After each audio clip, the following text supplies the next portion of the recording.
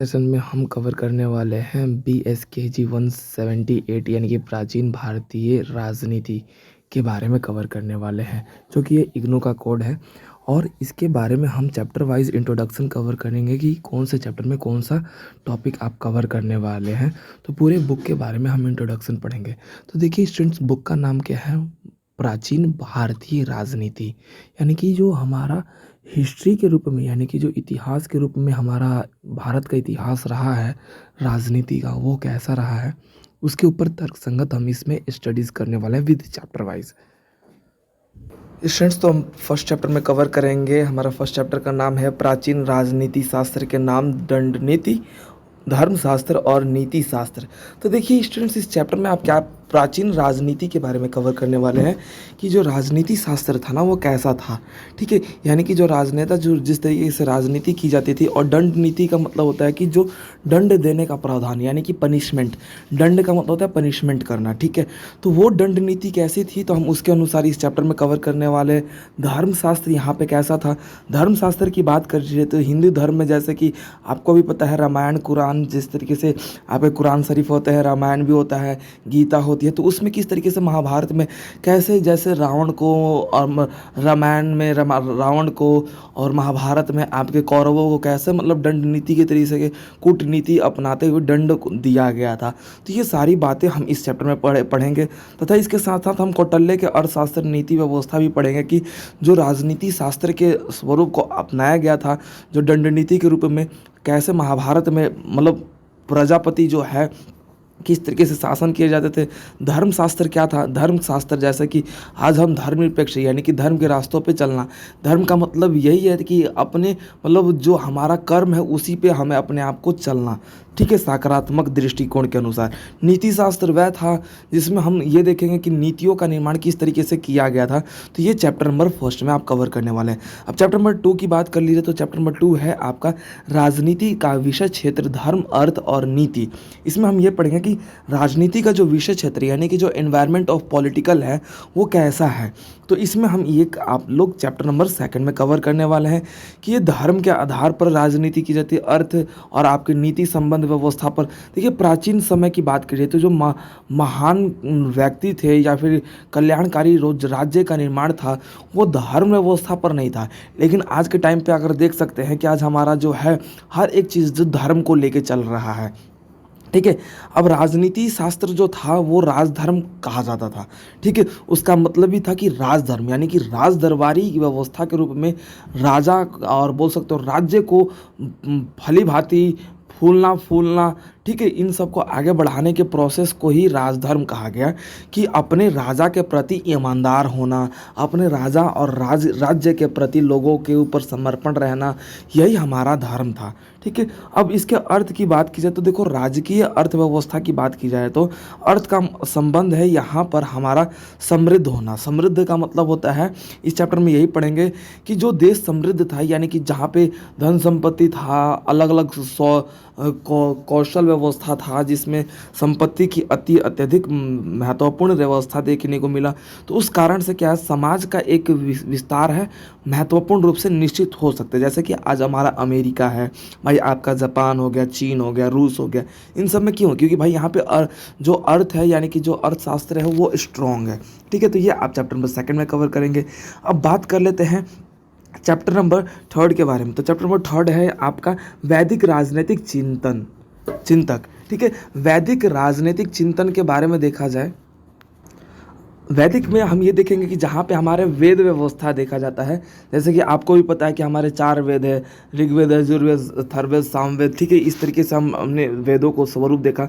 तो अलग अलग वैदिक व्यवस्थाओं में हमारे अलग अलग प्रकार के जिक्र किया गया है। प्राचीनतम भारतीय राजस्व व्यवस्थाओं का भी जिक्र किया गया है। ठीक है, तो देखो विभिन्न राजनीतिक चिंतन, जैसे मनु एक बोल सकते हो कि विद्वान थे, जिन्होंने राजनीतिक चिंतन व्यवस्था पर प्रकट दिखाया और मानव समाज के मानवतावाद को लेकर आगे बढ़ने का प्रयास इनके द्वारा किया गया था। ठीक है। स्पष्टता रूप में देखा जाए तो कौटिल्य ने भी जिस तरीके से इतिहास के पन्नों में अपने अर्थशास्त्र को बढ़ाने का प्रयास किया, तो उसके रूप में भी हमारे सिद्धांतों का स्वरूप, हमारे कौटिल्य शास्त्र व्यवस्थाओं का स्वरूप भी हमें देखने को मिलता है। ठीक है। आप चैप्टर नंबर 3 में ये भी पढ़ेंगे कि कौटिल्य जिस तरीके से कूटनीति राजनीति शास्त्र को आगे बढ़ाने का प्रयास कर रहे थे, ताकि हर एक देश जो है, हर एक राज्य जो है, बहुत बेहतर तरीके से सुसज्जित और सुव्यवस्थित तरीके से उसका इकोनॉमिक्स जो सिस्टम है वो स्ट्रांग रहे। ठीक है।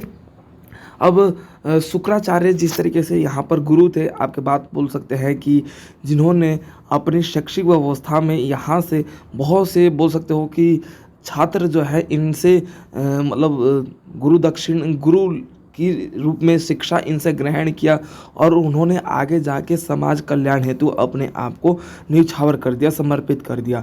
सोमदेव सूरी व्यवस्थाओं का भी स्वरूप हम अलग अलग यहाँ पे चिंतक के व्यवस्थाओं का स्वरूप या फिर उनके भावनाओं का अध्ययन इसमें कवर करने वाले हैं। ठीक है। अब बात कर लेते हैं, हमारा चैप्टर नंबर 4 आ जाता है प्राचीन भारतीय गणतंत्र एवं बौद्ध साहित्य व्यवस्था। अगर देखा जाए तो इसमें हम ये देखेंगे कि जो हमारा प्राचीन साहित्य ग्रंथ जो है, भारतीय ग्रंथ, तो उसमें गणतंत्र कब हुआ। गणतंत्र मतलब जैसे कि आपका एक होता है स्वतंत्र, एक होता है गणतंत्र, जिसमें स्वतंत्र यानी कि फ्रीडम हो जाता है। गणतंत्र आपका बोल सकते हो कि पब्लिकली वो आपका क्या है, पब्लिक के यूजफुल के लिए हो गया। ठीक है। गण का अर्थ होता है जैसे आपका विभिन्न स्वरूप। ठीक है। गण का मतलब होता है कि अलग अलग समूह, अलग अलग स्थिति। ठीक है।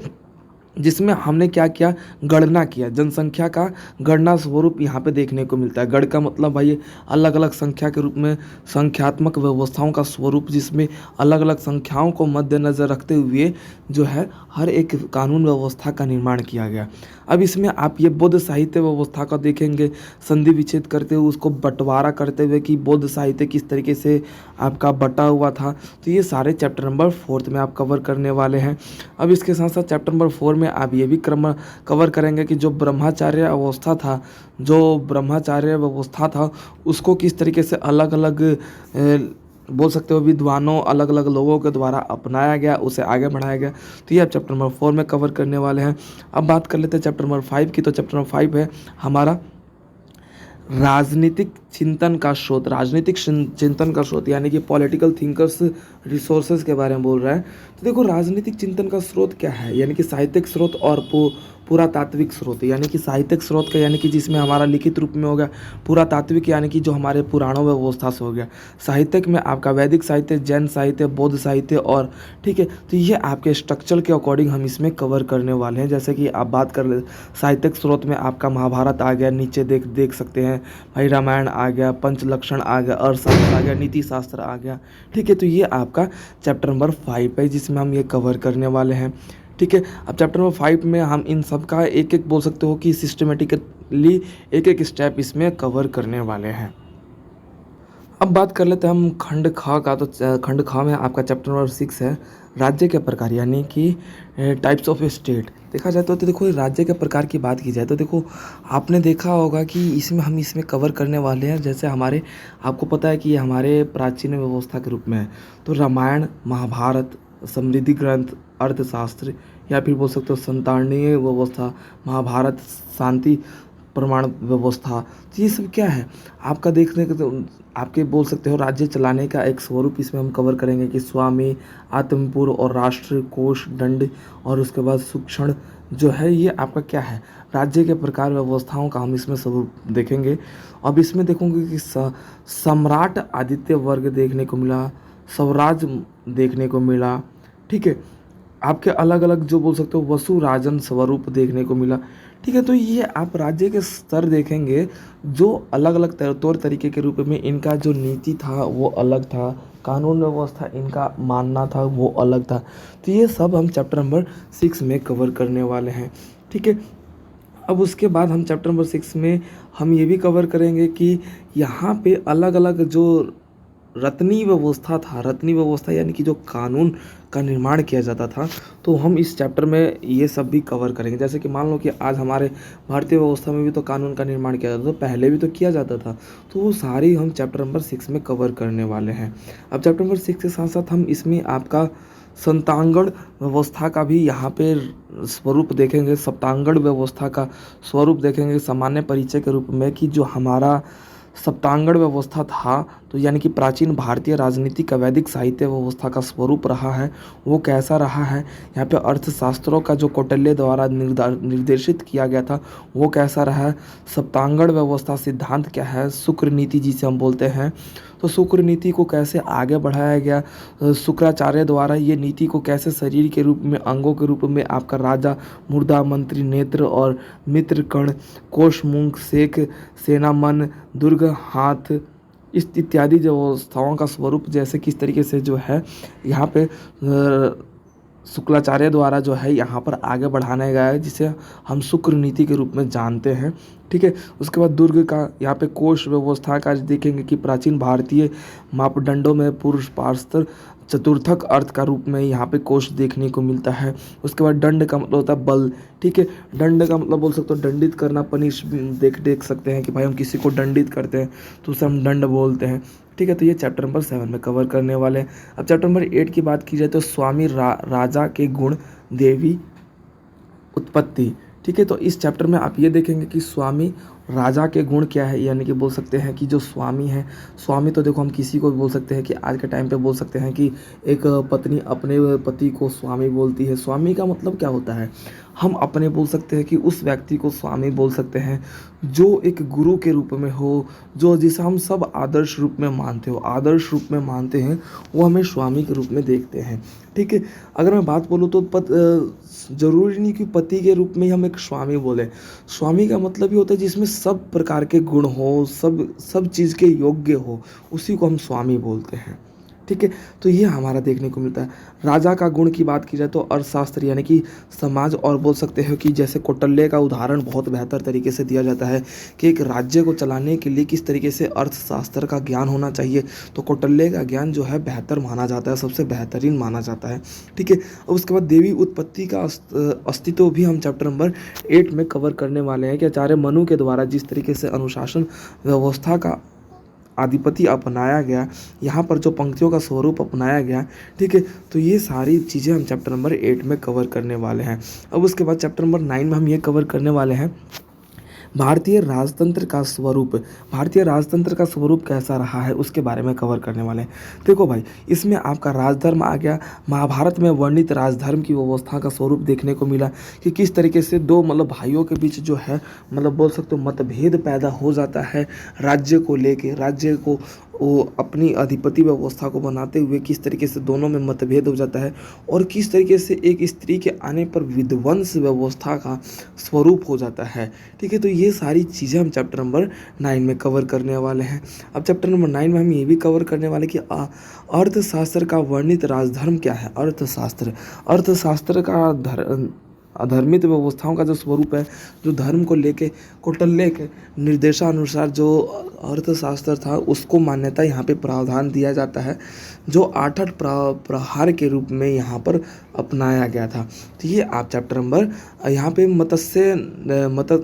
मत्स्य न्याय व्यवस्था भी देखेंगे कि जो मत्स्य न्याय था वो किस तरीके से मछली के द्वारा छोटी मछली का जो भ्रमण किया करने का स्वरूप यहाँ पर अपनाते हुए यहाँ पर सतपथ ब्राह्मण के व्यवस्थाओं का स्थिति भी हम इसमें रचित व्यवस्था में स्टडी करने वाले हैं। और उसके साथ साथ हम राजशक्ति का नियंत्रण भी करने वाले हैं कि अगर हमारे पास राजशक्ति होगी, अगर हम उसे नियंत्रण नहीं करेंगे, किसी भी शक्ति को हम कंट्रोल नहीं करेंगे, तो वो कहीं ना कहीं जाके अनयूजुअल बोल सकते हो कि उसका साइड इफ़ेक्ट, या भी बोल सकते हो कि वो शक्ति कहीं ना कहीं विध्वंस कर ही देगा। तो इसीलिए हमें शक्ति पर नियंत्रण भी इसमें आपका जिक्र किया गया है। तो ये आप चैप्टर नंबर 9 में कवर करने वाले हैं।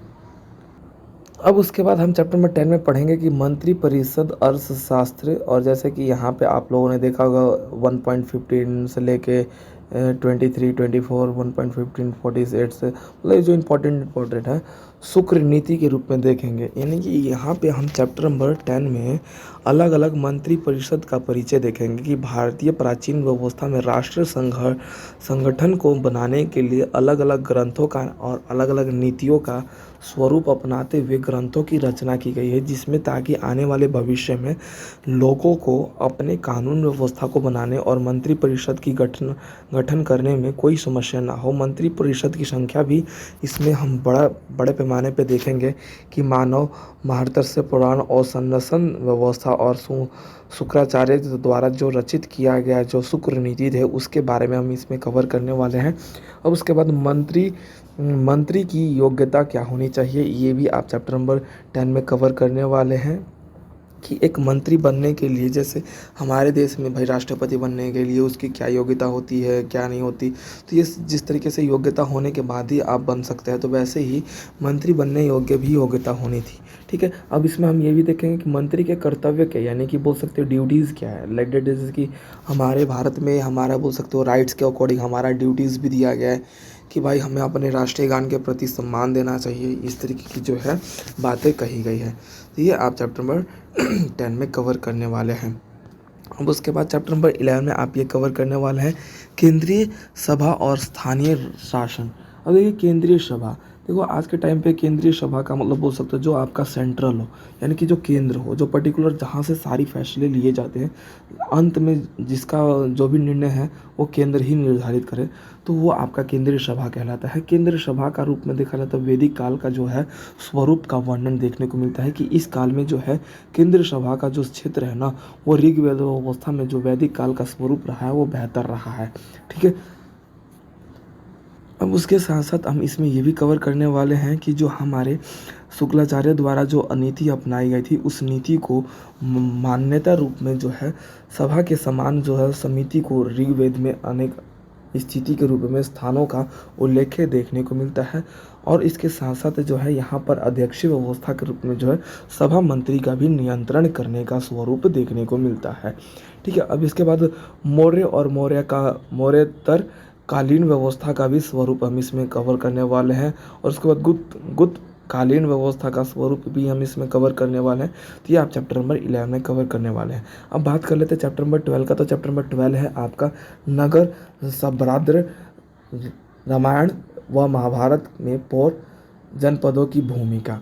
देखो जनपद क्या होता है, जनपद का मतलब होता है कि जो अलग अलग बोल सकते हैं। इससे पहले हम जनपद को कवर कर लेते हैं। तो देखो जनपद का मतलब होता है कि जो जनसंख्या मतलब जनसंख्या को ध्यान में रखते हुए उसके लिए नीति व्यवस्था का निर्माण किया जाए। यानी कि जो जो हमारे लोग हैं, जैसे जन का मतलब होता है जनसंख्या, ठीक है, उनको ध्यान में रखते हुए नीति व्यवस्था का स्वरूप अपनाया गया, कानून का निर्माण किया गया, वो जनपद व्यवस्था के रूप में देखा गया, जो कि लोगों के यानी कि जो राज्य में रह रहे लोग थे उन लोगों के हित के लिए कानून व्यवस्था का निर्माण जो है किया गया।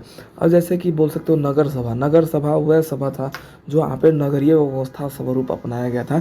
तो रामायण और महाभारत में भी आपने बाकायदा देखा होगा कि किस तरीके से जो है मतलब जैसे कि मान लो कि आपके राजा दशरथ थे, तो राजा दशरथ के मतलब उन्होंने किस तरीके से अपने सुपुत्र राम जी को मतलब राजा बनाने के लिए किस तरीके से उन्होंने वो किया, लेकिन क्या है 14 वर्ष का वनवास हो गया। तो ठीक है, इस तरीके की स्थिति जो हमने बाकायदा रामायण में भी देखी है। तो वहाँ पे भी किस लिए कानून मतलब किस तरीके क्यों राजा मतलब वहाँ पे शासन कर रहा था, अपने राज्य की रक्षा करने के लिए, अपने राज्य के लोगों के हित के लिए भाई वो कानून व्यवस्था या फिर किसी भी लोगों को मतलब जो भी फैसला सुनाता था, जो भी फेवर होता था भाई उसके हित के लिए सुनाया जाता था। ठीक है, तो ये सारी बातें हम बड़े पैमाने पे अपने ग्रंथ से आसानी से उदाहरण के रूप में समझ सकते हैं। ठीक है, अब बात कर लेते हैं चैप्टर नंबर 13। तो चैप्टर नंबर 13 है आपका ग्रामीण व्यवस्था सभा पंचकुलन पंचायत। अब देखो इसमें हमने ये देखा कि भाई आपके बोल सकते हो महाजनों ने किस तरीके से जो ग्रामीणीय व्यवस्था था भाई अलग अलग जो है ग्रामीण क्षेत्रों में हम अलग अलग प्रकार की व्यवस्थाओं को भाई कानून तो नहीं ला सकते ना, तो वहाँ पे क्या होता था पंचायती व्यवस्था या फिर पंच व्यवस्था का स्वरूप अपना लिया गया। तो ये आप बोल सकते हो पंचकुल समाज व्यवस्था का स्वरूप इसमें हम स्टडी करने वाले हैं। अब उसके साथ साथ हम इसमें चैप्टर में यही स्टडी करने वाले हैं कि दक्षिण भारतीय व्यवस्था का स्वरूप जो है वो किस प्रकार रहा है। तो ये आप चैप्टर नंबर 13 में स्टडी करने वाले हैं। अब बात कर लेते हैं चैप्टर नंबर 15 में। तो चैप्टर नंबर 15 है धर्म के स्रोत, धर्म व्यवहार, चरित्र और राजशासन। देखो इसमें हम ये देखेंगे कि जो धर्म के स्रोत है ना, यानी कि कहाँ से धर्म का जो है स्रोत आया है। तो देखो हमारा वेद व्यवस्था जो है ना बहुत बड़े पैमाने पे, यानी कि बोल सकते हो, ठीक है, तो इनके द्वारा जो है बहुत बड़े पैमाने पे हमारा धर्म का जो है ज्ञान स्रोत मिलता है। ठीक है। अब स्मृति की बात की जाए तो यहाँ पे पद्मावत ग्रंथ जो देखने को मिलता है। आचार व्यवस्था का जो स्वरूप, आचार का यानी कि जो बिहेवियर है, यानी कि बोल सकते हो कि वहाँ धर्म ग्रंथ कैसा था। उसके बाद शास्त्र और श्लोक का संबंध यहाँ पे देखने को मिलेगा चैप्टर नंबर 15 में। उसके बाद आत्मसंतुष्टि व्यवस्था, कानून व्यवस्था के बारे में भी हम इसमें चैप्टर नंबर 15 में कवर करने वाले। धर्म और व्यवहार में भेद क्या है, लोगों का क्या मानना था धर्म व्यवस्था को लेके, तो मनुस्मृति के रूप में हम इस चैप्टर में कवर करने वाले हैं। 4 ग्रंथों के बारे में भी बड़े पैमाने पर हम इसमें कवर करेंगे। तो अब बात कर लेते हैं हमारा चैप्टर नंबर 16 है सामाजिक न्यायालय। सामाजिक न्यायालय की बात की जाए तो देखो जाए, जैसे कि आज हम देख बोल सकते हो कि हमारा जुडिशरी है, जो हमारा न्यायालय है, ठीक है, तो हमारा प्रॉपरली क्या करता है, तो मतलब अलग अलग समाज में जो भी कानून व्यवस्था होती है, उल्लंघन होता है, तो उसका न्याय करने का काम करते हैं। तो भाई उस तरीके से भी पहले भी आपके बोल सकते हो शासनीय व्यवस्था जो है, तो राजा जो है, जैसे कि फॉर एग्जांपल जैसे मान लीजिए कि आपने देखा होगा, रामायण में भी देखा होगा, बाकायदा आप महाभारत में भी देखे होंगे, अलग अलग क्षेत्रों में, मतलब अलग अलग गीता पाठ में भी देखा होगा कि किस तरीके से भाई राजा मतलब अगर शोषण करने लेता था तो भगवान प्रकट होके मतलब उस पर क्या है, मतलब जो है उसको हराते थे।